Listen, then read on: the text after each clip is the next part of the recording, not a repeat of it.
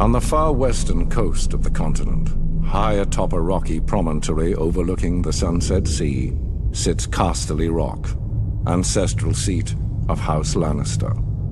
Below it lies Lannisport, one of the great cities of Westeros, a center for trade, culture, and the great Lannister fleet. There are a number of gold and silver mines in the Westerlands, making it the richest region in all of Westeros.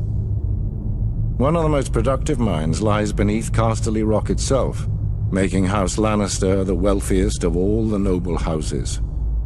This allows House Lannister to finance many endeavors of other noble houses. Even the king himself has sought credit from Casterly Rock from time to time. We Lannisters claim our descent from the Andal invaders, and through the female bloodline, Lann the Clever. According to the legend, Lann, using only his wits, won Casterly Rock from the noble House of Casterly during the Age of Heroes. The Lannisters reigned as kings of the Rock for thousands of years, and worked to make it the envy of the rest of the Seven Kingdoms.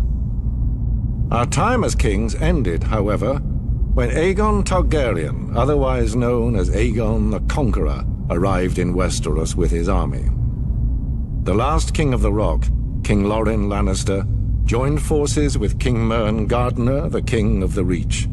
Together, with 60,000 men, they met the Targaryen host in open battle.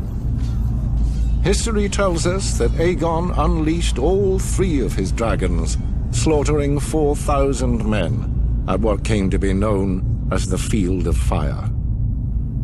King Mern himself was burned alive that day, and House Gardener turned to ash with him.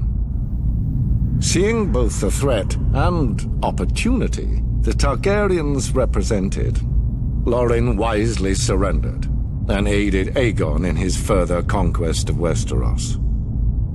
The Lannisters were thus appointed Lords Paramount of the Westerlands and Wardens of the West, titles we hold to this day. Let us be clear, though. It is neither luck nor royal favor that makes our house prosperous. There have been times in our history where some have thought us weak, lazy, or opulent. My father, Titus Lannister, nearly bankrupted our house with his poor investments, and allowed himself to be mocked openly at court. When our vassal, the Rains of Castamere, dared to rise up against the Lannisters, they learned how dangerous it can be to taunt a lion. I, Tywin Lannister, led the assault on Castamere to put down this rebellion. I made an example of them, to anyone who doubts our might. They even made a quaint song about the fates of the Rains of Castamere. Sadly, there are no Rains left to hear it.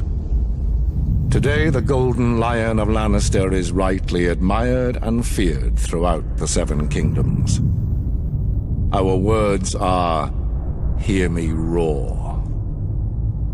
But there are other words that should be remembered when crossing a lion of Casterly Rock. A Lannister always pays his debts.